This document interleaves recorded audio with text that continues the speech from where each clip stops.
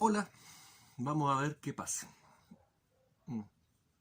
¿Apruebo o rechazo? No, no, no, no te metas ahí, no. La verdad es que no pensaba, ni por si acaso, hacer un video acerca de este tema. Eh, un tema que está muy polarizado, muy politizado. A dos extremos ahí que se están enfrentando, pero... ¿cierto? Como siempre en Chile, todo se dramatiza. Muy bien, pero resulta que en el video pasado me dejaron un comentario y me hicieron la pregunta: oye, tú así como jugando, ¿apruebo o rechazo? Así que, no sé, pues. Encontré que a lo mejor no es una mala idea eh, eh, mostrar el asunto, darle otro enfoque. ¿Ok? Eh, Me dejaron otro comentario en el video pasado, está con un link. Está bueno, acerca de un estudio en Brasil, que está midiendo un poco eh, las consecuencias oníricas de de esta pandemia, ¿cierto? Y la correlación entre el ambiente que estamos viviendo, ¿cierto? Y el aumento de pesadillas asociadas al tema. Esto es interesante porque, claro, puede parecer algo obvio, pero no es tan obvio. Y es interesante en el aspecto de que estos estudios demuestran siempre, apuntan, finalmente terminan apuntando a que existe una conciencia colectiva, un sub, o un subconsciente colectivo. En fin, es un buen tema. A lo mejor lo retomamos después. Ese tema y un poquito también con el asunto de la... El gato, sí, sí, el gato. El tema de eh, de toda la tensión y todo esto que está provocando este asunto que está llegando a niveles, según estos mismos estudios, a niveles de tensión en la gente, en su subconsciente, similares a los de la Segunda Guerra Mundial. No es menor en la salud psíquica de todos. Buen tema. Ok, pero estamos en el apruebo y el desapruebo. Esto en el marco, ¿cierto? Hay algunas personas que siguen el canal y que no son de Chile. En el marco de un plebiscito que se va a hacer este mes acá, en donde los chilenos vamos a poder escoger por votación popular si queremos cambiar nuestra constitución o queremos seguir con la misma que tenemos. Y además, y no solamente eso, sino que además, si la cambiamos, ¿de qué manera queremos que se elabore? ¿Ok? Súper democrático. Claro que sí, por fin. Lo que el pueblo quería. Cambiar la constitución. Eso es lo que todos queríamos. Claro que sí. La, la constitución, ¿cierto? Vamos a hacer gala, ¿cierto? De esta tradición republicana, ¿cierto? Y vamos a arreglar nuestros problemas en las urnas. Claro que sí. Eh, la constitución, ¿cierto? ¿Qué es la constitución? La constitución es el símbolo máximo de la democracia. Claro que sí. Todo lo que sea inconstitucional, ¿cierto? Está ligado a poderes dictatoriales. ¿Ah? Claro que sí. Y todo lo que sea, al mismo tiempo, todo lo que sea constitucional, ¿cierto? Es democrático. No. A todo esto, esta es mi visión del asunto, obviamente. Tómeselo con calma. Si usted está, por ejemplo, por el apruebo, este video no le va a gustar si está así tenso. Y si está por el rechazo, tampoco le va a gustar. Pues sí. La idea es que podamos ver el asunto un poquito más de la periferia, más. ¿Usted me entiende? Claro que sí, pues. A ver, ¿quién creó la democracia? ¿Cierto? Los griegos, entre comillas, ¿cierto? Eh, no sé, pues, Pericles, el Partenón, eh, Atenas, Artemisa, ¿cierto? Claro, de ahí viene la democracia, ¿no es cierto? Pero los griegos, ¿tenían constitución? No, si no eran hueones. Claro que no, pues si no les servía. En una democracia real, la constitución no sirve para nada. ¿Cómo? ¿Qué estoy diciendo? ¿Para qué se creó la constitución? ¿Por qué los países tienen que tener constitución? ¿Se lo ha preguntado usted? Ahora que vamos a votar para cambiar la constitución, ¿dónde está la trampita? Vamos a ver dónde está la trampita. ¿Qué es la constitución? Legalmente no tengo idea, ¿cierto? Porque no me voy a meter en la pata de los caballos hablando de cosas que yo no entiendo, ¿cierto? Porque, claro, para eso hay que ser abogado, hay que entender de leyes para describir realmente como entidad jurídica qué es la constitución. No me pienso meter en ese asunto. Pero para tratar de entenderlo, así como lo entiendo yo comparo, ¿cierto?, la constitución. Si Chile fuera un país, si Chile fuera un país, esa es una frase que le encanta a la gente de derecha. Comparar a los países con empresas. Les encanta, ¿cierto? ¿Cuántas veces no hemos escuchado gente de derecha diciendo eso? ¿Ah? Si Chile es como un país, ¿ok? Sí.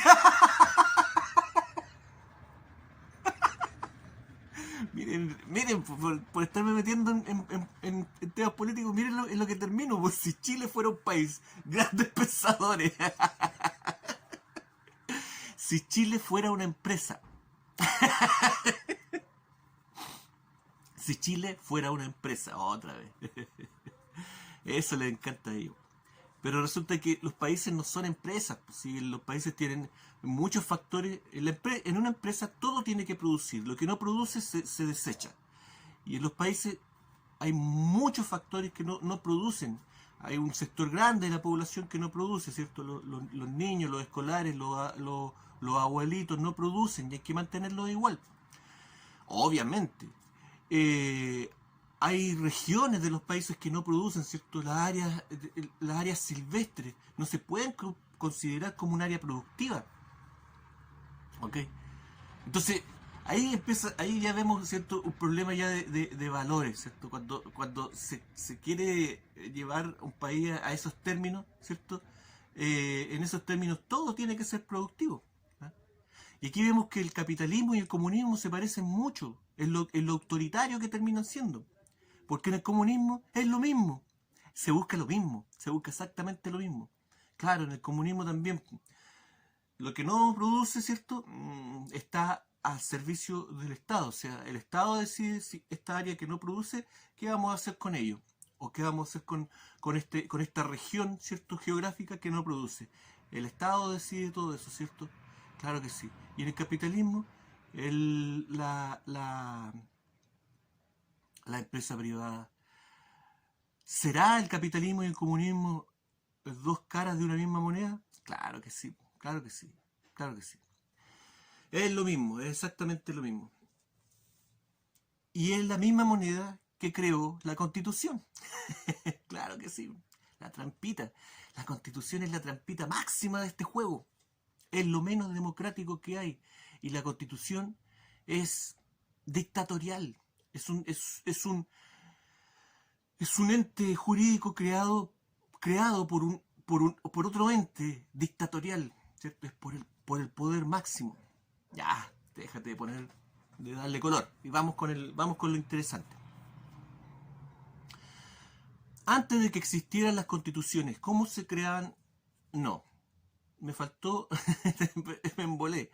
Iba a comparar, ¿cierto? Al país, ¿cierto? Con una empresa, ¿cierto? Y en una empresa, para que todos estén de acuerdo, existe un librito, ¿cierto? La normativa interna de la empresa, que tiene los artículos, las leyes que rigen dentro de la empresa, ¿cierto? Y esas leyes, ¿quién las hace? El dueño de la empresa. ¿Ah? ¿Ok? Y puede poner ahí lo que se le ocurra, siempre y cuando esos artículos estén de acuerdo a la ley, ¿cierto? A la ley del país. ¿Ah? Si no están, si hay un artículo que choca con la ley, ¿cierto? Es una normativa ilegal. Ya, ok, ok. Pero eso, eh, eh, pa- en un país, ¿cierto? Esa normativa interna vendría, ¿cierto? El código legal, ¿cierto? Pero no la constitución. Y en una empresa, ¿qué sería la constitución? Las políticas de la empresa, ¿cierto? Ese papelito, ¿cierto? Que marca, no, siempre no son muchas, son algunas nomás. Esas políticas que marcan las directrices de cómo debe crearse la normativa interna de la empresa. Vale más que la normativa interna incluso. ¿Eh? Ojo, que ahí hay una trampita que los trabajadores pueden usar. ¿Eh? Un jefe le puede pedir algo que va con la normativa de la empresa, pero si no va con las políticas de la empresa, la política vale más. En fin. Pero ¿por qué una empresa privada debería autorregularse con políticas internas? ¿Por qué? ¿Por qué los empresarios son tontos? ¿Se colocan limitaciones solo? ¿Ah? Mm. ¿Qué tan privada es la empresa privada? ¿Existe el capitalismo realmente? ¿No? No sé, no sé. No, no, no. No existe. No existe la empresa privada. Pero ese es otro tema porque si no nos vamos a alargar. Y no existe el comunismo tampoco. Otra vez, si son dos caras de la misma moneda. Pero eso sería más o menos un paralelo, ¿cierto? De qué sería la constitución en un país, ¿cierto? La constitución no es el grupo de leyes. Algunas personas lo piensan así. No, pues es el Código Penal, pero la Constitución marca las directrices de cómo deben hacerse las leyes. Y en temas muy diversos, ¿cierto? En temas legales, administrativos, valóricos incluso, ¿cierto? Religiosos. La Constitución puede marcar la moral de una población, de un país. Ya veíamos que la moral, ¿cierto?, está asociado más que a un término de algo que sea bueno o malo, a bien común, ¿cierto? A lo que le interesa a un grupo de personas. Y eso lo marca la Constitución. Es decir, la Constitución es como un ente vivo que nos dice prácticamente cómo debemos comportarnos o cuáles son las leyes que nos van a afectar. Entonces hay que cambiar la Constitución si queremos estar mejor. Mm. Veamos. Eh, vámonos para atrás. Antes que existieran las constituciones, ¿quién, quién decía cómo se tenían que hacer las leyes? ¿Quién dictaba las leyes antes? Los reyes, ¿cierto? Antes existía el poder monárquico, esparcido prácticamente en todo el mundo, ¿sí? Con distintas líneas administrativas, ¿cierto? Ciudades-estado, con su reyesito ahí, ¿cierto? Federaciones, eh, reinos, imperios, ¿cierto? Pero todo poder monárquico, ¿cierto? Un señor que dictaba las leyes. ¿Y dictaba lo que se le ocurría? No, no. Había algo que lo frenaba a los reyes, ¿cierto? Los delimitaba. ¿Ah? ¿La constitución? No. No, pues no existía la constitución. No era necesaria. Entonces, ¿qué delimitaba a los reyes? Lo que podían pedir o no pedir. ¿Mm? ¿Podía un rey decir, hoy día voy a hacer una ley, quiero que todos los días domingos anden con zapatos amarillos? Porque se me ocurrió. No era así. Los reyes, ¿cierto?, se delimitaban con un código de tradiciones. Los reyes hasta el día de hoy, no son constitucionales. En los países donde existen monarquías, las monarquías no se rigen por la constitución, se rigen por un código de tradiciones, ¿cierto? Hay países incluso con sistemas mixtos, ¿cierto? Parlamentario y monarquía. Las monarquías no se rigen por una constitución, se rigen por un código de tradiciones. Y ahí viene algo que es decidor. Las tradiciones están asociadas siempre. ¿Quién defiende las tradiciones? Debemos mantener vivas nuestras tradiciones. El ala conservador de la política en todos los países siempre defiende las tradiciones. Entonces ahí vemos una pista, ¿cierto?, de el ala conservadora en los países, realmente cuál es el poder que está detrás, ¿cierto? La monarquía, claro que sí. Y por eso es que para el ala conservadora es tan importante mantener las tradiciones, porque así mantienen viva a que las tradiciones no, mantienen vivo este código, ¿cierto?, de la monarquía. Son monárquicos. Aunque no exista, como en Chile, aunque no exista un rey aquí en Chile, el poder monárquico sigue vivo y activo. Y no necesariamente estoy hablando de la monarquía española. Hay muchas monarquías que están aún presentes en Chile y participando de forma activa. La monarquía alemana. ¿Qué estáis hablando si no existe monarquía en Alemania? No existe legalmente. Las monarquías perdidas todavía existen. La alemana, la francesa, la rusa, aquí en Chile. Pero, ya, código de tradiciones, ¿cierto? ¿Qué cosa más rara, ¿cierto? Que los reyes se delimitaran por algo folclórico. No se equivoque. Un código de tradiciones es algo bien específico. Incluso puede llegar a ser mucho más específico que un código legal o una constitución. Claro que sí.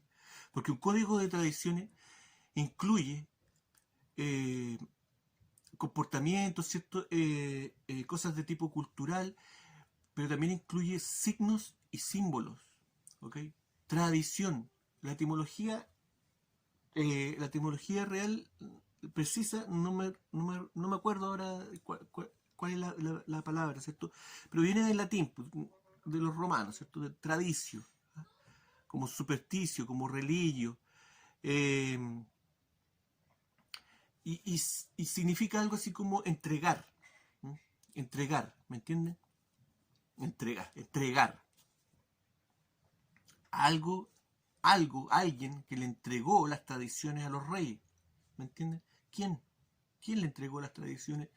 Entonces ustedes tienen el poder, ¿cierto? Y ustedes van a regir, ¿cierto? Van a reinar con estas directrices, ¿cierto? El código de tradiciones. Que insisto, no es algo folclórico, es algo muy específico. ¿Quién le entregaba las tradiciones a los reyes? Buena pregunta, ¿cierto? Y allí tenemos una pista de dónde surge el poder monárquico, ¿cierto?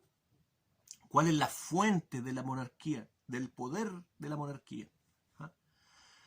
Es una fuente divina, o por lo menos ellos lo creen así, ¿ok? No me pregunten a mí si eso es así o no.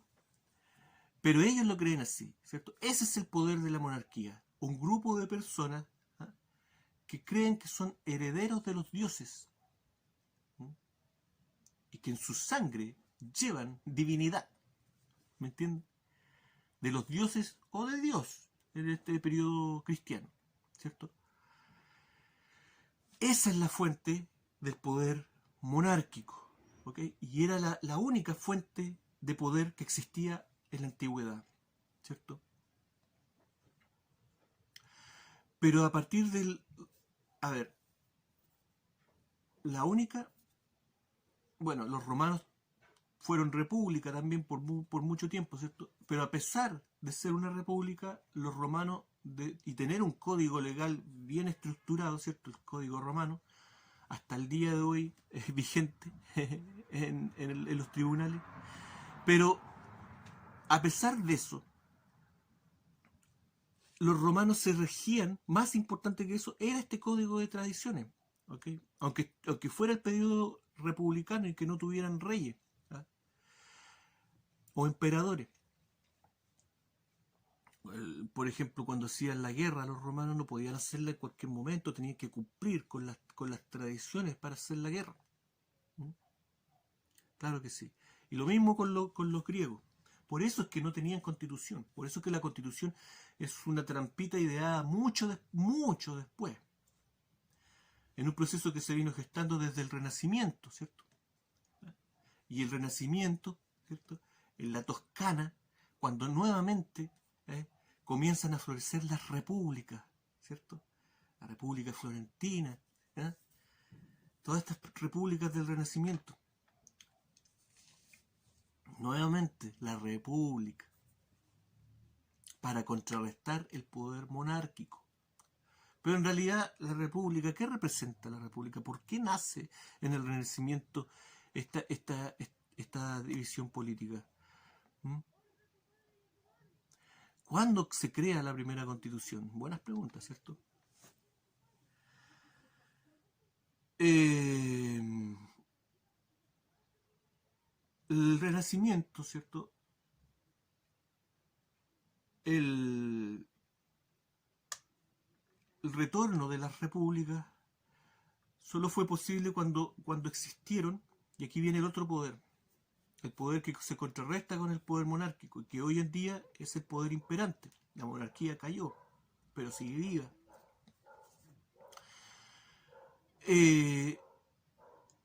Pero todo este proceso no habría sido posible si no hubieran existido los ritos. Cuando ciertas personas tuvieron el acceso a los ritos, ¿qué ritos? Los ritos de acceso de comunicación con los dioses. Cuando este detallito se dio, comenzó el Renacimiento y comenzó la guerra de este poder contra el poder monárquico, que después se vio, ¿cierto?, con todo el tema de la Revolución Francesa, las guerras napoleónicas, ¿cierto? Las guerras napoleónicas, entre comillas, la independencia de las Américas, ¿ah? Y finalmente la Primera y la Segunda Guerra Mundial, que terminaron de rematar al poder monárquico. ¿Okay? Pero ese proceso, todo ese proceso que se inició en el Renacimiento, no habría sido posible si estas personas no hubieran tenido acceso a esos rituales que los contactan, según ellos, con los dioses. Y ahí está la fuente del otro poder que se contrapone a la monarquía. Yo no necesito, ¿cierto? Si tengo acceso directo con los dioses, no necesito una raza, ¿cierto?, de gente noble, de aristócratas que dicen tener sangre divina. No los necesito porque yo me contacto directamente con los dioses y hago lo que los dioses me piden. Y ese es el segundo poder.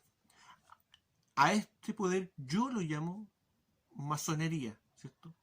Pero este poder está presente en lugares donde la hermandad ni siquiera está bien estructurada, pero existen otros clubes de Tobe que lo reemplazan, ¿okay? Pero para entender el asunto yo lo llamo masonería. Ahora, esto es un juego de poder en donde todo es falso, todo es mentira, ¿okay? Y la masonería ha creado un montón de entidades para encubrir esta realidad, para encubrir qué realidad, que su poder, el origen de su poder, realmente viene de algo místico, ¿me entienden? Y para encubrir eso y para poder gobernar por sobre las personas, ¿ah?, sin tener derecho monárquico, han creado una serie de entidades políticas. La izquierda y la derecha son creadas por la misma mano, ¿okay? El capitalismo y el comunismo es exactamente lo mismo, y todas estas cosas, la democracia, la república, el federalismo, todo eso es la misma mano, y que juega con las personas, que va, aprieta con una y suelta con la otra, y va así, cambiando una y una, porque es la única forma que estos tipos tienen para gobernar sin ser realmente herederos reales de los dioses. ¿Entienden? Claro que sí. En cambio, la monarquía no necesita nada de eso. Nada. La monarquía no ha creado ninguno de esas entidades. No lo necesitan. La monarquía es monarquía. Yo soy el rey y punto. Se acabó. Si te gusta, bueno, tú eres mi súbdito. Si te gusta, bueno. Si no te gusta, bueno también. ¿Me entiendes? Claro, no necesita nada de eso. Todo eso lo inventó la masonería. Por lo tanto, estar peleando, ¿cierto? Estar confrontándose entre una y otra cosa, buscando enemigos, creando enemigos, ¿ah? No nos lleva a ninguna parte. Caemos en este juego de mordernos la cola, girar y girar y girar y girar y mordernos la cola eternamente. Y en este jueguito, ¿cierto? La Constitución es muy importante, pero no para nosotros, para ellos. Claro que sí. Porque la Constitución es lo que marca el inicio de este juego. ¿Cómo lo vamos a jugar ahora? ¿Ok? ¿Cuándo se creó la primera Constitución? Hay gente que dice que el Código de Hammurabi sería una primera Constitución. No, una Constitución como las que existen ahora. ¿Cuándo? ¿Cuándo? Porque el Código de Hammurabi es un código de leyes. No de tradiciones de leyes, pero un código legal. Ya vemos que una Constitución no es eso. Otros dicen que la Carta Magna en la época medieval, ¿cierto? En Inglaterra. Volvemos a lo mismo. No, pues. La primera Constitución se creó, ¿cierto? La Revolución Francesa. No, no. Se creó después de la, de la Guerra de Independencia en Estados Unidos. Pues. Fue en el año... Tengo mis torpedos aquí. 1787, claro. Después de la independencia de Estados Unidos, ¿cierto? Claro, pues creada por este grupillo de masones, ¿cierto? Que gestaron la independencia de Estados Unidos y se dieron cuenta que necesitaban un estatuto legal, una entidad legal que reemplazara el poder divino entre comillas, de los reyes, de la monarquía, ¿ok? Nosotros no vamos a instalar un rey, pero necesitamos algo que nos dé las directrices de cómo hacerle las leyes a estas personas que nosotros vamos a gobernar. Ahí está la trampita de la Constitución, ¿ok? Claro, claro que sí. La Constitución reemplaza ese poder. Reemplaza al Código de Tradiciones. Reemplaza esos signos y símbolos que están en los códigos de tradiciones y que son reemplazados por artículos legales. Muy, muy inteligentes los hermanos, ¿cierto? Las fraternidades. Claro que sí, y muy disimulado. Y esto se envuelve en un papelito de regalo que se llama democracia. ¿Qué mejor? Chile. Vamos con Chile, que es lo que nos interesa, ¿cierto? ¿Cuántas constituciones ha tenido Chile? 10. Vamos a hacer un repaso. Voy a tratar de resumirlo lo más posible. La primera en 1811, que fue realmente un reglamento provisorio, porque estaban aprendiendo, esto era nuevo, y los hermanos de la fraternidad estaban aprendiendo cómo hacer constituciones. Obviamente tenían el modelo gringo, pero de todas maneras era complicado.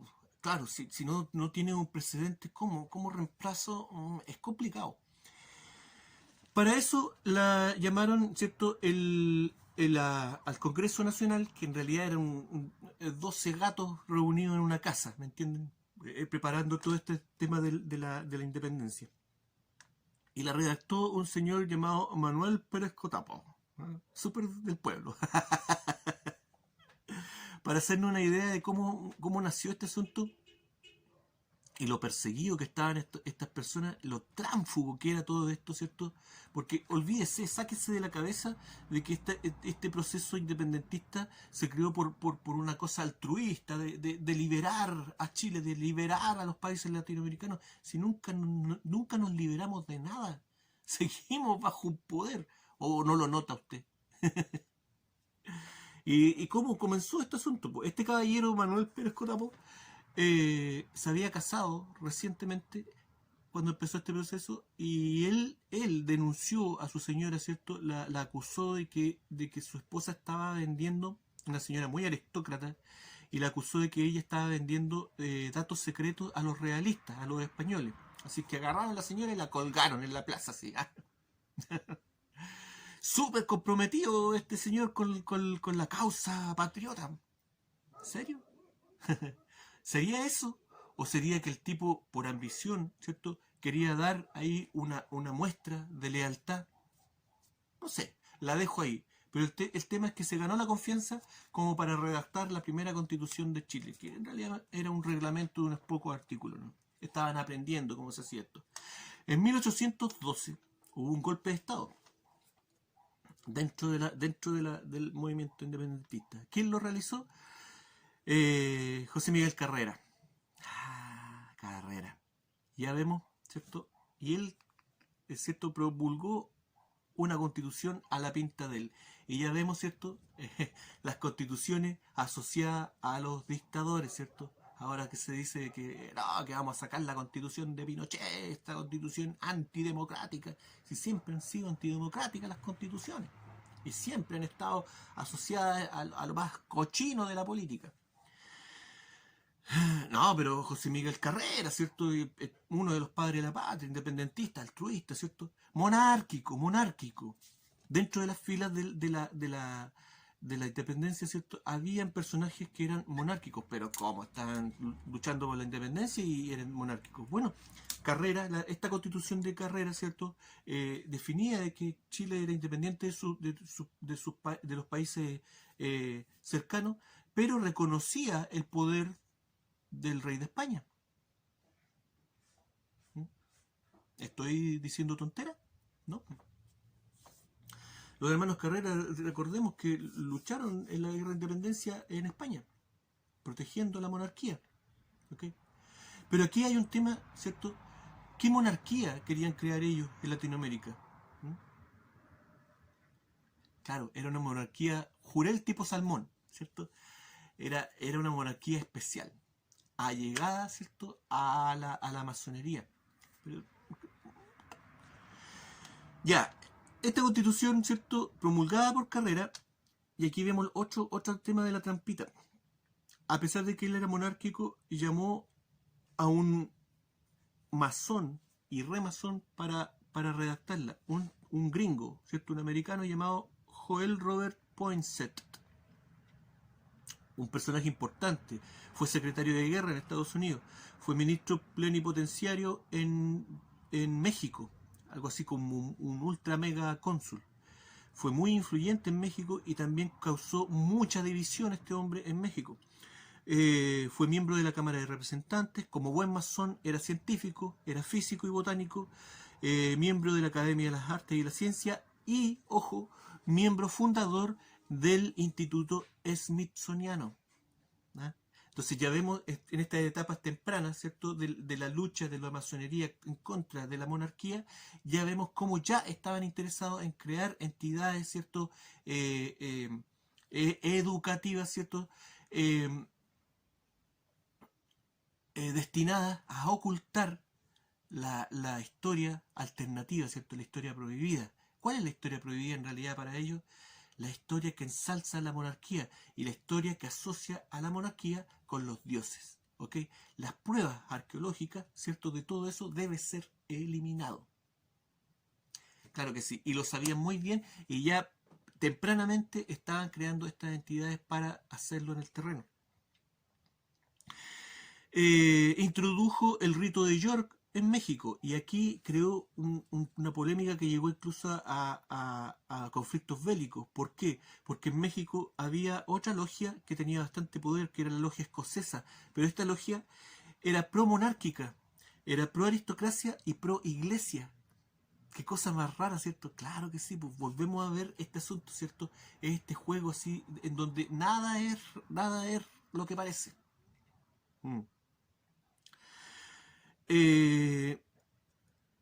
En Estados Unidos nombraron un condado con su apellido y una flor, la poinsettia, una flor mexicana asociada a la Navidad. Ya, pero este caballero no redactó solo esta constitución. También llamaron a un peruano llamado Jaime Sudáñez, o Jaime de Sudáñez, ¿cierto? Este peruano, y aquí vemos que siempre en la creación de las constituciones en Chile están los dos poderes presentes. ¿Eh? Y eso es importante, porque la comisión mixta, ¿ok? Los dos poderes ahí mirando lo que está escrito. Porque este caballero, Jaime de Sudáñez, se supone que era un peruano que es importante porque estuvo presente, fue el artífice de un evento que habría encendido, ¿cierto?, según algunos, las guerras independentistas en América, que fue un atentado que este caballero realizó en contra de un general español, no me acuerdo del nombre ahora.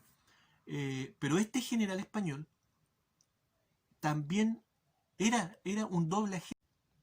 No me cabe duda que también era un doble agente. ¿Por qué? Porque fue tomado prisionero por este atentado, pero fue liberado casi inmediatamente. ¿Por quién? Nada más ni nada menos que por el virrey del Perú. ¿Ok? ¿Cómo? O sea, en ese tiempo fusilaban a gente, colgaban a gente, ya lo vimos, por cosas mucho menores. Y a este tipo, ¿cierto?, que había cometido un atentado en contra de un general español, el virrey va y lo libera.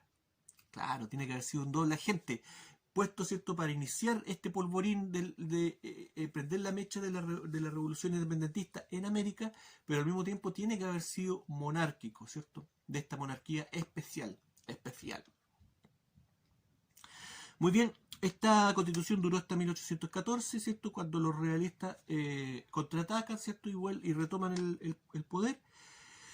Y aquí, ¿cierto?, los independentistas se ponen de acuerdo y crean una constitución más o menos a la rápida, realmente porque tenían, ya, si estamos divididos, si estamos como una bolsa de gato, no vamos a llegar a ninguna parte. Necesitamos a alguien, un líder militar, necesitamos un líder militar que nos lleve a buen puerto. Y crearon algo así como un dictador romano, como lo que hacían los romanos cuando nombraban un dictador para poder sacar una guerra adelante. Y crearon el cargo de director supremo, ¿ok? Este cargo se lo dieron a un señor llamado Francisco de la Lastra, que es un señor que no cuajó, muy acuoso, como que ni para uno ni para otro lado. ¿Ok? Por lo tanto, le dio camino, ¿cierto? ¿A quién? Claro, a nuestro querido y odiado Bernardo O'Higgins, ¿cierto? Claro que sí, él era el hombre, él era el que había sido preparado desde niño para realizar esta revolución. Y fue así que en 1818, ¿cierto?, O'Higgins, ya como director supremo, crea una nueva constitución a la pinta de él. Nuevamente un dictador, ¿cierto?, creando la constitución. Claro que sí, porque por muy padre de la patria que sea Bernardo O'Higgins, nadie puede negar de que actuó de forma dictatorial en muchas ocasiones. Claro que sí. Nuevamente en la constitución asociada a la mano de hierro ahí. Y ahí O'Higgins, ¿cierto?, aprovechó de hacer una constitución en donde el cargo de director supremo ya pasaba a ser dictador supremo, ¿cierto?, plenipotenciario. Obviamente el ala conservadora de los independentistas, el ala monárquica, ¿cierto?, que se vio afectada con esta constitución, O'Higgins se tiró ahí de cabeza contra la aristocracia, no estaba contenta con esto, se pusieron de acuerdo y en 1822 crearon una asamblea constituyente. ¡Ojo! ¡Ojo! Porque ahora en el plebiscito nos van a preguntar si queremos que la constitución se realice por una comisión mixta o una asamblea constituyente, ¿cierto? Y una asamblea constituyente puede sonar muy bonito, muy democrático, pero en realidad es algo que se crea a la rápida cuando se necesita sacar una constitución a tonta y a loca, como en este caso. ¿Qué es lo que necesitaban? Necesitaban deshacerse de O'Higgins, y para eso crearon esta constitución de 1822 de carácter conservadora, ¿cierto?, donde decía que la religión católica apostólica romana era la única religión legal en Chile. Esta constitución duró poco, duró unos meses porque buscaban realmente solamente sacar a O'Higgins del poder. Y los conservadores entonces después, al otro año, 1823, ya se pusieron de acuerdo, ya hagamos una constitución de verdad, no a partir a tonta y loca, a partir de una asamblea constituyente. Muy bien, llamaron a un señor llamado Juan Egaña, ¿cierto? Un señor conservador, tan conservador que esta constitución la llamaron la constitución moralista, porque tenía artículos donde decía incluso cómo debía comportarse la gente. ¿Ah? Pero veíamos, ¿cierto?, de que siempre tienen que estar los dos bandos ahí. Entonces estaba Juan Egaña, ¿cierto?, conservador, pero también estuvo presente Ramón Freire, ¿cierto? Ramón Freire, que vendría siendo, para entenderlo, una especie así como de O'Higgins chico. Esta constitución duró hasta 1828, ¿cierto? Y fue reemplazada por una constitución de tipo liberal. Si no hay que ser mago para entender este asunto, que van jugando una y otra, una y otra, una y otra. Te sueltan, te aprietan, te sueltan, te aprietan. Claro que sí. Es el mismo poder detrás de todo esto. Ay, ay. Ya, en 1828, ¿cierto? Promulgada por el liberal Francisco Antonio Pinto, quien llamó a un señor llamado José Joaquín de Mora, un español. ¿Qué tiene que ver un español aquí haciendo constituciones? Bueno, este señor, José Joaquín de Mora, era el que lideraba en España todo el movimiento liberal, ¿ok? Dentro de España, y que el liberalismo comenzó a meterse. Ya vemos que ya habían, desde antes, ¿cierto? Ya habían personajes jugando a dos bandos, ¿cierto? En España, ¿ah? ¿Qué se estaba gestando ahí? Claro, estas ideas liberales, la masonería comenzó a meterse dentro de la misma monarquía, ¿cierto?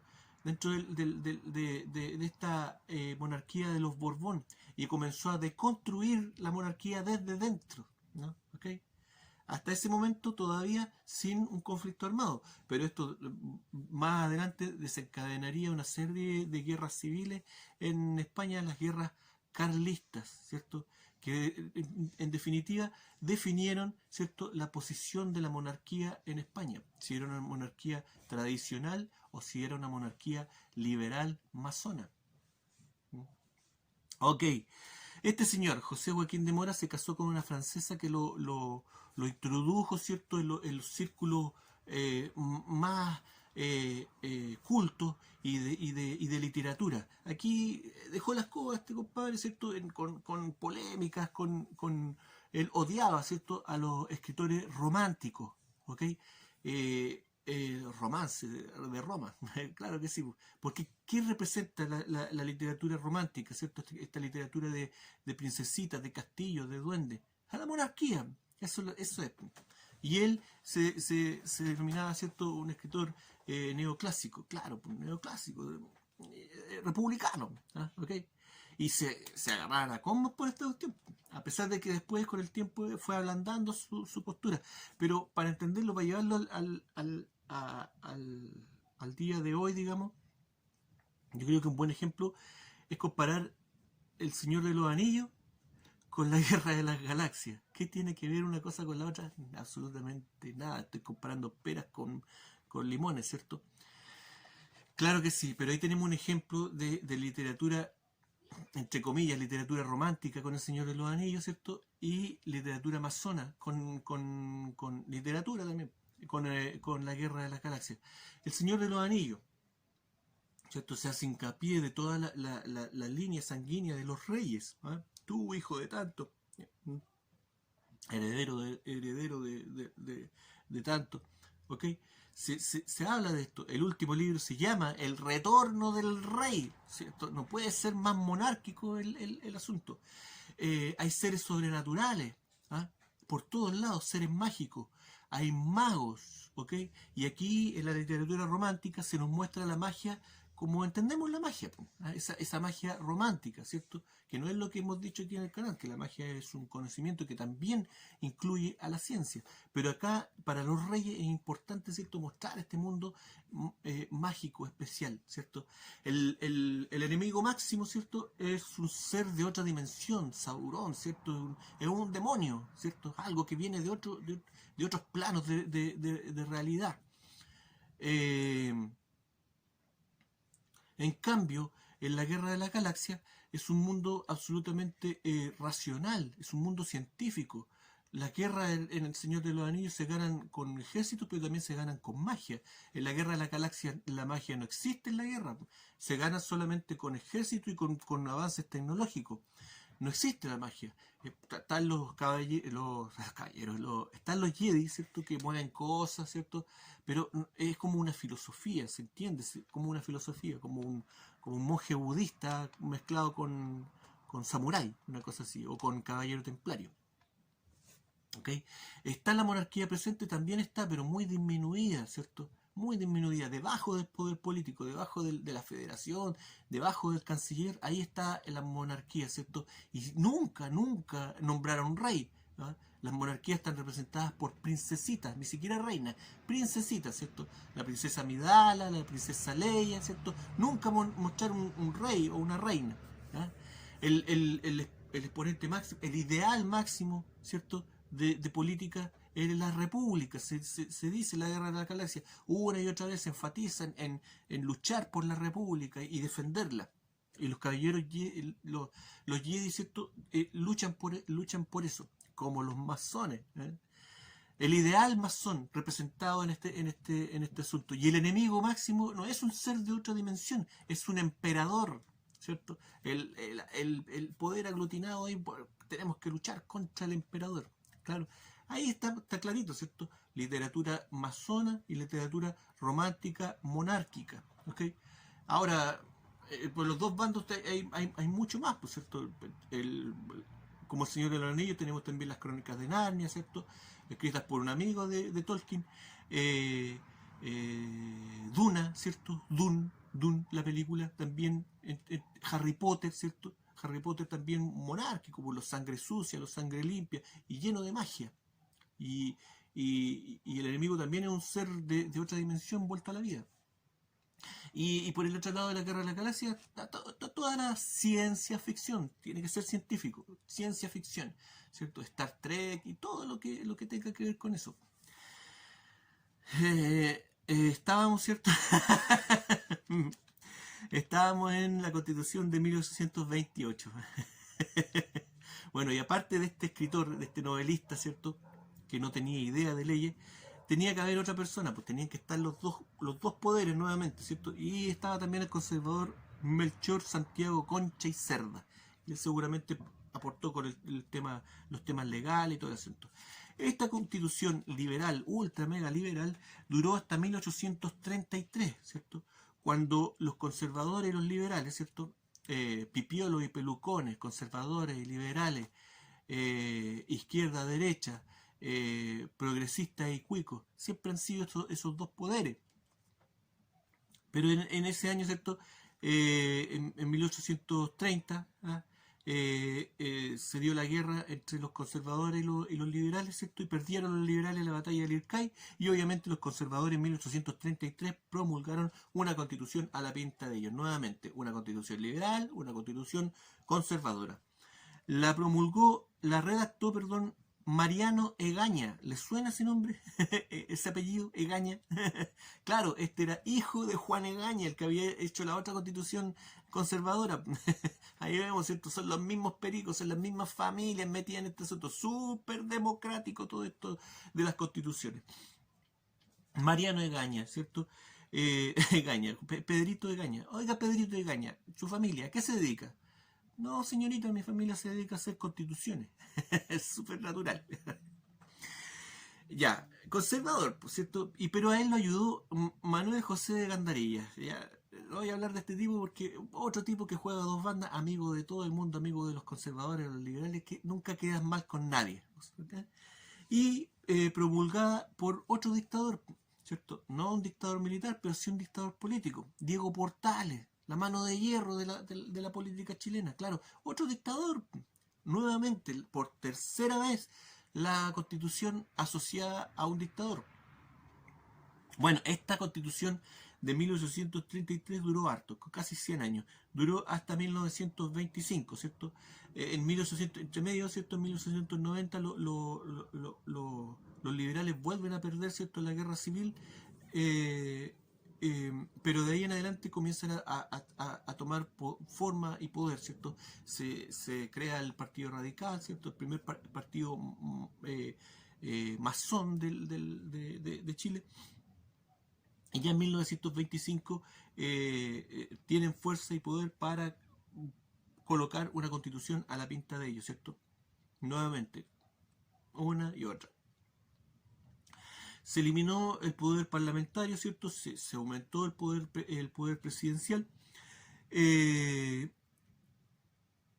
Esta constitución fue reformada 7 veces, ¿ok? Y aquí ya comenzamos con este tema de reformar las constituciones para prolongarlas y hacerlas durar un poco más.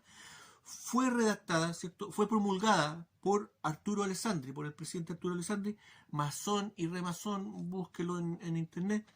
eh, pero fue redactada por José Massa. José Massa. Este viejo sabe hasta en la sopa. No, pues José Massa Fernández. Otro José Massa, pues ya está muerto este José Massa. Pero este José Massa es más tránsfugo que el otro. ¿O no? Bueno, como sea. Este era un abogado del Partido Liberal, obviamente. Y este señor, en 1955, le dieron un premio por redactar esta constitución liberal. Llegó a obtener su premio y le toma tu hueso, le dijeron. ¿Cuál fue el premio? Llegar a ser presidente de la Asamblea General de la ONU, presidente de la ONU, nada más ni nada menos, en 1955. Estuvo unos meses ahí, después lo agarraron y lo llevaron para otro lado. Muy, a pesar de que fue ministro de Justicia, fue ministro del Interior, a pesar de ser un personaje importante en la política chilena, hay poco material de él en internet. ¿Por qué será? Tránfugo esto.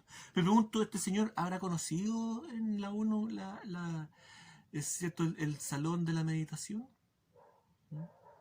O el caballero que coloca su reemplazo, ¿cierto? Rudencindo Ortega. Claro que sí. En 1956 lo reemplazó otro chileno también. ¿Habrá ido a meditar ahí el salón de la meditación? En fin, como sea, oscuro, denso este asunto, ¿cierto? Y de democrático, nada.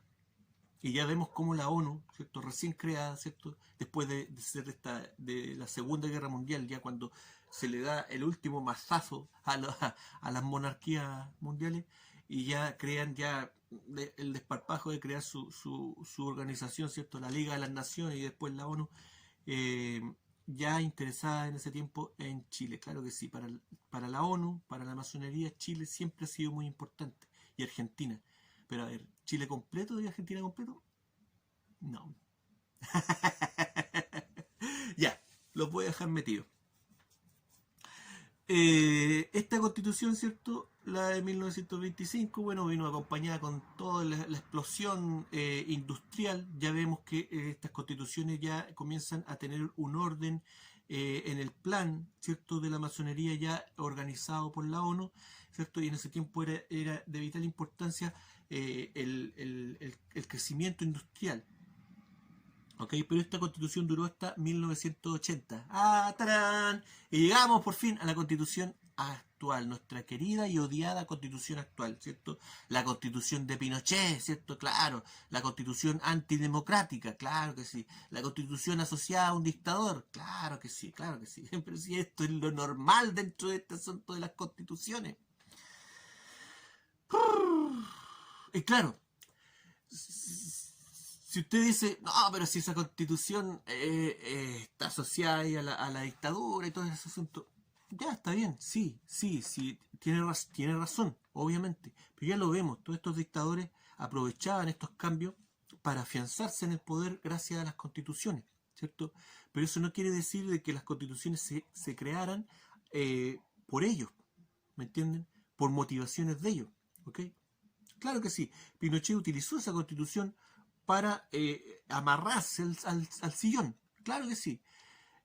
Tenía un montón de artículos antidemocráticos. Claro que sí.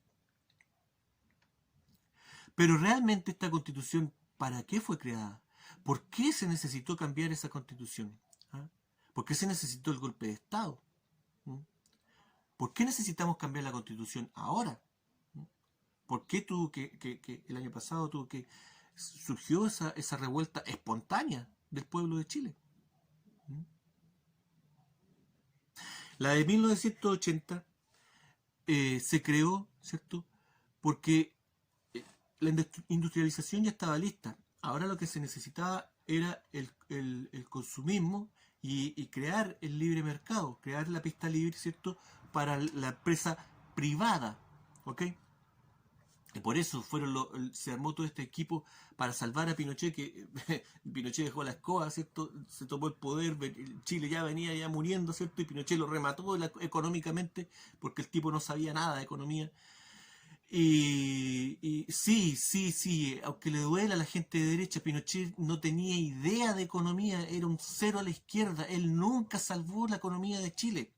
Fueron estos renacuajos que fueron a, a indagar a Estados Unidos, ¿cierto? Los Chicago Boys, y vienen de vuelta, ¿cierto? Y para que ellos pudieran funcionar, trabajar y echar adelante lo que el plan del verdadero poder, ¿cierto? Que era echar adelante el capitalismo. Se debía cambiar esta constitución liberal, se debía crear una constitución pro capitalismo. ¿Okay? Y esa era la importancia de cambiar la constitución, no la Junta de Gobierno. La Junta de Gobierno era un daño colateral. ¿Okay? Pero esta constitución ha sido reformada 46 veces, o sea, está remendada y remendada, ¿me entienden? Y ya todo lo que tenía de antidemocrático, todos los artículos que estaban relacionados a la Junta de Gobierno, que ya no existe hace rato, ya, todos esos artículos se eliminaron hace rato ya. Hay que tener en cuenta de que las reformas más importantes le hicieron Michelle Bachelet y Ricardo Lagos, que Ricardo Lagos se dio el gustito de sacar la firma de Pinochet, ¿cierto? Y colocarla de él. Pues yo creo que era el sueño de este caballero desde que el dedito de Lagos, ¿cierto? Echar a Pinochet para el lado y colocarse él así en el poder. Como sea, ¿cierto? Bueno, fue redactada por una comisión, ¿cierto? La famosa comisión Ortúzar, de 12 miembros, 12, siempre 12, y revisada por un montón de personajes, entre ellos, claro que sí, Jaime Guzmán, ¿cierto? Los cerebritos de este asunto, pero que finalmente son las dos manos de un mismo poder. Ahora, ¿por qué la vamos a cambiar ahora, cierto? Claro, porque el pueblo lo pidió en la calle, todos gritando al unísono, queremos cambiar la constitución. Yo lo vi. No, nadie andaba pidiendo eso. Todo el mundo andaba en la calle haciendo cualquier cosa menos pidiendo que se cambiara la constitución. ¿Cuándo empezó a salir esta idea? Por lo menos el año pasado, cuando se dieron estas mesas de diálogo públicamente en la televisión, ¿cierto? Y se aparecieron un montón de tipejos, ¿cierto? Diciendo lo que Chile necesitaba. Chile necesita esto, ¿cierto? Chile necesita esto otro. Lo que usted necesita es esto. Oh, y si todos todos saben lo que Chile necesita. Pero para poder conseguirlo, ¿cierto? Ellos estaban con las manos atadas. Para eso tenemos que cambiar la constitución. Y ahí se sembró la semillita en la población, ¿cierto? Que para poder salir adelante, porque los políticos, los pobres políticos, ¿cierto? Que son tan altruistas y siempre piensan en la gente común, ¿cierto? Y están desesperados porque no pueden hacer más por la gente común, están desesperados, ¿cierto? Necesitan cambiar la constitución para eso, para mejorarle la vida a todos, y a mí también. Se va a cambiar la constitución y su aspecto va a cambiar, ¿cierto? Si usted es feo, va a ser bonito. Ridículo. Sí sé, eso es ridículo. Pero eso no es así. Eso es una idea que nos meten en la cabeza, ¿cierto? Que Chile va a elegir, el pueblo va a elegir. No, si esto lo tenían planeado desde antes. El 2015, ¿cierto? Michelle Bachelet inició, nadie le preguntó a ella. No hubo una protesta masiva en la calle pidiendo cambio de constitución, nadie le preguntó, pero ella inició, ¿cierto?, un proceso constituyente ya en el 2015 para cambiar la constitución. ¿Okay? El mismo plan que ya se atrasó, ¿ah? Porque la vieja más encima no fue capaz de hacerlo, inútil. Claro que sí. Llegó trató hasta los últimos días de su gobierno. Y después ha dicho que se arrepiente de no haber podido terminar. Pues claro, se arrepiente porque no recibió el hueso como lo recibió antes José Massa. ¿Ah? No llegó a ser presidenta de la Asamblea General de la ONU como este otro señor, que sí logró cambiar la constitución. Ella no lo logró, ya, pero igual le tiraron un hueso, ¿cierto? Alta comisionada de la ONU, ya, pero no presidenta. Claro, ya vemos cómo está el asunto y cómo está la ONU metida detrás de esto. Si ya Chile, ¿cierto? Sebastián Piñera hace rato que no está gobernando. Hay harto material en internet, infórmese acerca de cómo la ONU realmente está gobernando en Chile y cómo la ONU también le tiró su hueso a Piñera para que se dejara de reclamar. Pues entonces ahora Piñera está ahí nada, es nada, ¿cierto? Y gracias a eso, ¿cierto? Él tiene sus hijos, ¿cierto? Con negocios ultra mega millonarios en China, Made in China, ¿cierto? Chile ya es Made in China. ¿Mm? Y ya vemos, ¿cierto? Los planes de la ONU aquí. Por lo tanto, ¿qué me vienen a vender cuentos? Si Chile despertó, claro que sí, abra los ojos. ¿Cierto? Este cambio de constitución lo único que va a ser afianzar los planes globalistas de la ONU en Chile y que ya están andando, pero que después va a ser descaradamente, porque la constitución va a marcar, ¿cierto? La línea de poder, ¿cierto? Y todo esto que ahora se hace peleando, ya después ya ni siquiera se va a hacer peleando. ¿Y cómo va a ser la mano? ¿Ah? Si ya sabemos, todos sabemos cuáles son los intereses de este asunto. Más de lo mismo, más de lo mismo. Y peor, ¿cierto? Y muy interesado, ¿cierto? Muy interesado. Ya no le interesa que la gente consuma. Eso ya quedó atrás. El capitalismo ya murió para ellos, ¿cierto? Y nunca existió. Nunca existió la empresa privada. Nunca ha existido el comunismo. Pero lo utilizan cuando les sirve. ¿Mm? Y ahora, ¿qué es lo importante? ¿Qué es lo que se están peleando? Esto es lo que se están peleando, ¿cierto? Y para eso es muy importante las generaciones nuevas. Por lo tanto, es muy importante que las generaciones nuevas crezcan bajo una nueva constitución, ¿cierto? Muy adoctrinadora, ¿cierto? Y muy interesada en la sexualidad de la población. Claro que sí. No me cabe duda que el día de mañana, ¿cierto? Para los actos de colegio van a andar los niñitos vestidos de mujer y los papás no van a poder alegar porque eso va a ser ir en contra de los derechos del niño. Claro que sí. Vamos a cambiar la constitución. Por fin. Claro que sí, es una idea bonita. Es una idea bonita. A todos nos gustaría, ¿cierto?, cambiar una constitución y hacerla de una manera decente, justa, eh, no sé cómo llamarlo, pero eso no existe.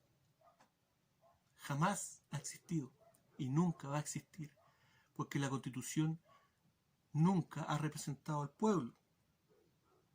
La Constitución es un ente casi vivo al que se le da poder. Es es el, es el mayor representante, el mayor símbolo del poder. Ahí se las dejo. Gracias. Esto fue... Ah, no, me falta un detalle. Para las votaciones de ahora del plebiscito, ¿cierto? Hay dos papeletas, ¿cierto? Una dice apruebo o rechazo.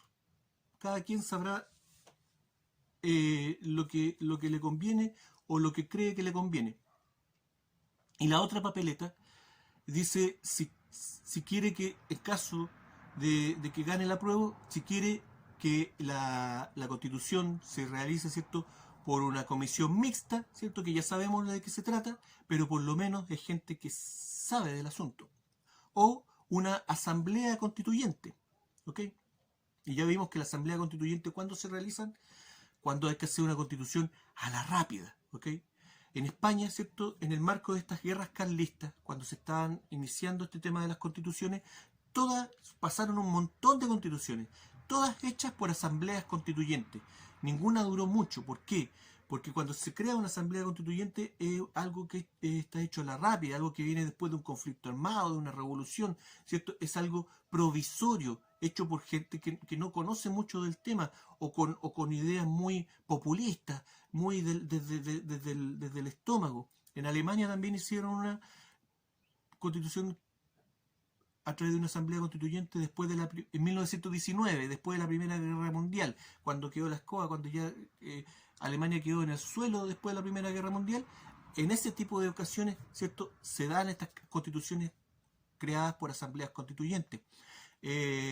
Bolivia actualmente tiene una constitución creada por una asamblea constituyente el año, no me acuerdo, el 2000, no sé, no me acuerdo qué año fue el que la hizo, la promulgó este caballero Evo Morales.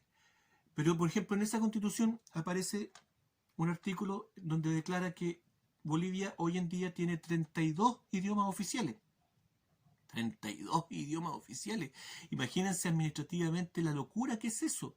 Sobre todo cuando el artículo dice que si usted va a hacer un trámite, por ejemplo, en una municipalidad, obligatoriamente los documentos tienen que ir por lo menos en dos idiomas oficiales. Esto independiente que usted conozca esos idiomas o no. Bueno, a lo mejor no conoce ninguno de los dos.